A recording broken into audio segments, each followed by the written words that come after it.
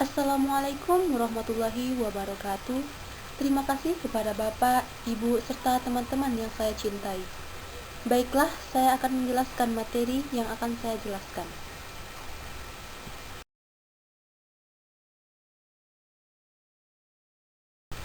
Sebelumnya, izinkan saya untuk memperkenalkan diri. Perkenalkan, nama saya Fitri Fahreza, kelas 2 PGMI, dengan NIM 120 108 24755. Dalam pelajaran mata kuliah pendidikan kewarganegaraan dengan judul menanamkan kesadaran konstitusional dalam berbangsa dan bernegara.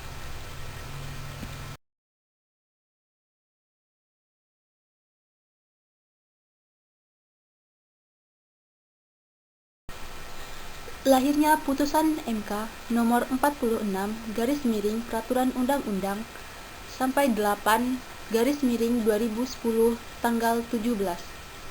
Menurut putusan Mahkamah Konstitusi nomor 46 peraturan undang-undang strip 8 atau 2010 tertanggal 17 Februari 2012 menyatakan bahwa pasal 43 ayat 1 Undang-Undang Nomor 1 Tahun 1974 tentang perkawinan yang menyatakan anak yang dilahirkan di luar perkawinan hanya mempunyai hubungan perdata dengan ibunya dan keluarga ibunya, bertentangan dengan Undang-Undang Dasar Negara Republik Indonesia tahun 1945. Sepanjang dimaknai menghilangkan hubungan perdata dengan laki-laki yang dapat dibuktikan berdasarkan ilmu pengetahuan dan teknologi dan atau alat bukti lain, menurut hukum ternyata mempunyai hubungan darah sebagai ayahnya. Pada Februari 2012, Mahkamah Konstitusi atau MK membuat putusan yang cukup mengejutkan banyak pihak, yaitu dikeluarkannya putusan Mahkamah Konstitusi atau MK nomor 46 garis miring peraturan undang-undang sampai 8 garis miring 2010 terkait kedudukan hukum bagi anak luar kawin.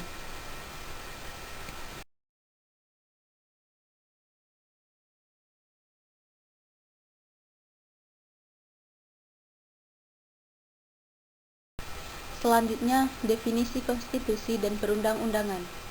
Konstitusi adalah keseluruhan dari peraturan, baik yang tertulis maupun yang tidak tertulis, yang mengatur dan mengikat cara-cara bagaimana suatu pemerintah diselenggarakan dalam suatu masyarakat.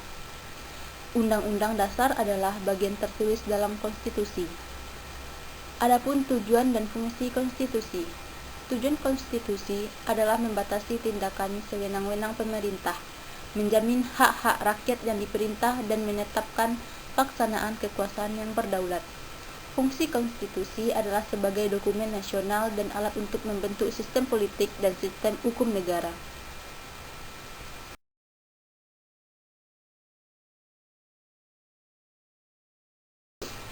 Materi muatan pokok dalam konstitusi.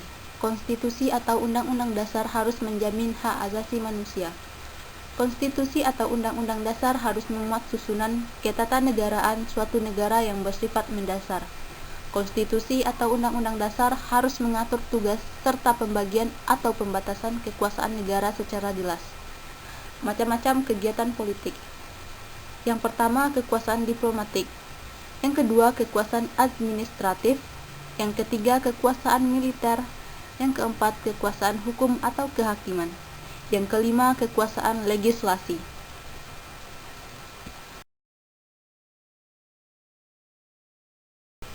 Selanjutnya, sejarah perkembangan konstitusi. Piagam tertulis dalam sejarah umat manusia yang dapat dibandingkan dengan pengertian konstitusi dalam arti modern adalah Piagam Madinah.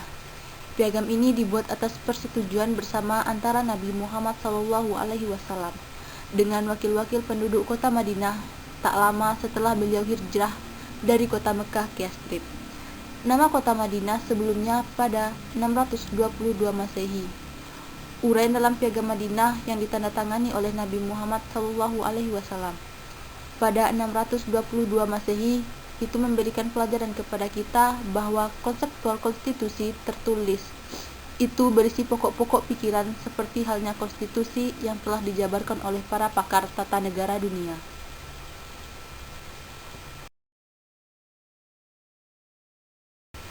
Fungsi-fungsi konstitusi dapat dirinci sebagai berikut. 1. Fungsi penentu dan pembatas kekuasaan organ-organ negara. Kedua, fungsi pengatur hubungan kekuasaan antar organ negara. Yang ketiga, fungsi pengatur hubungan kekuasaan antar organ negara dengan warga negara.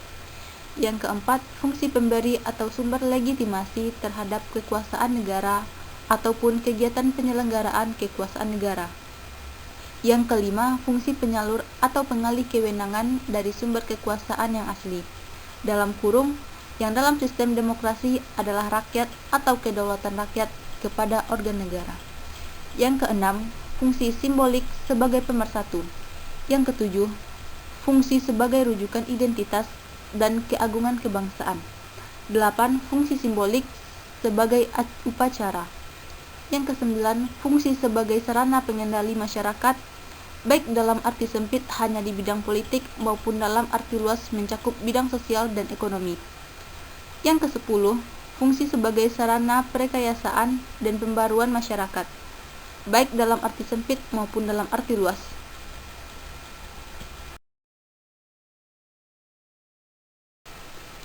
Mekanisme pembuatan konstitusi dan undang-undang. Undang-Undang Dasar 1945 dibentuk atau disusun PPUPKI dan PPKI menetapkan Undang-Undang Dasar 1945 sebagai hukum dasar bagi negara kesatuan Republik Indonesia, yang kemerdekaannya dibacakan dalam upacara proklamasi. Adapun perubahan terhadap Undang-Undang Dasar Negara Indonesia yaitu: 1. Undang-Undang Dasar 1945 berlaku mulai 18 Agustus 1945 sampai 27 Desember 1949. Yang kedua, Konstitusi Republik Indonesia Serikat berlaku 27 Desember 1949 sampai 17 Agustus 1950. Yang ketiga, Undang-Undang Dasar Sementara Republik Indonesia tahun 1950 berlaku 17 Agustus 1950 sampai 5 Juli 1959. Undang-Undang Dasar 1945 berlaku 5 Juli 1959 sampai 19 Oktober 1999. Yang kelima, Undang-Undang Dasar 1945 dengan amandemen 1 berlaku 19 Oktober 1999 sampai 18 Agustus 2000. Yang keenam, Undang-Undang Dasar 1945 dengan amandemen 1 dan 2 berlaku 18 Agustus tahun 2000 sampai 9 November tahun 2000. Yang ketujuh, Undang-Undang Dasar 1945 dengan amandemen 1, 2, dan 3 berlaku 9 November 2001 sampai 10 Agustus 2002. Yang kedelapan, Undang-Undang Dasar 1945 dengan amandemen 1, 2, 3, dan 4 berlaku 10 Agustus pada tahun 2002.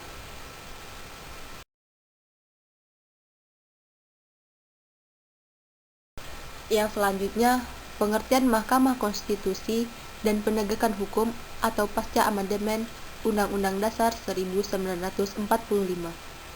Peranan Mahkamah Konstitusi dalam penegakan hukum di Indonesia, terutama Undang-Undang Dasar 1945 sebagai hukum tertinggi negara, dalam batas-batas kewenangan yang dimilikinya. Namun, dari kewenangan yang dimiliki Mahkamah Konstitusi, banyak menyinggung soal kewenangan menguji undang-undang terhadap undang-undang dasar.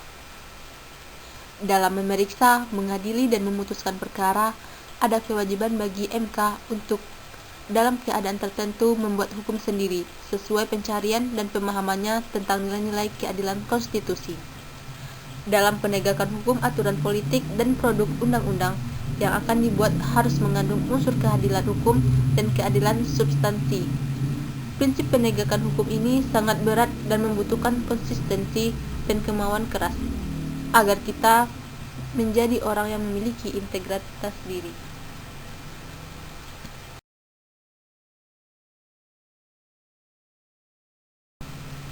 Baiklah, yang selanjutnya hukum Islam dalam perundang-undangan di Indonesia. Dalam pasal 75 ayat 3 RR, itu dinyatakan bahwa apabila terjadi sengketa antara orang Indonesia yang beragama Islam oleh hakim Indonesia, harus diberlakukan hukum Islam dan pasal 75 ayat 4 yang menyatakan undang-undang agama Islam, adat dan kebiasaan itu juga dipakai dalam hal terjadi perkara perdata antara sesama orang Indonesia atau mereka tunduk kepada keputusan hakim agama atau kepala masyarakat. Menurut undang-undang agama atau ketentuan lama mereka, pada masa kemerdekaan hukum Islam lebih dapat diterima walaupun mendapatkan tantangan dari golongan lain dan partai politik yang berhaluan nasionalis.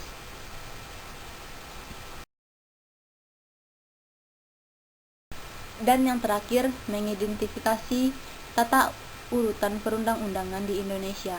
Peraturan undang-undang yang diatur dalam pasal 2 TAP MPR nomor 3 MPR 2000 adalah: yang pertama, Undang-Undang RI; yang kedua, ketetapan atau TAP MPR; yang ketiga, Undang-Undang atau UU; yang keempat, peraturan pemerintah pengganti undang-undang atau Perpu; yang kelima, peraturan pemerintah atau PP; yang keenam, keputusan presiden atau Kepres; dan yang ketujuh, peraturan daerah atau Perda.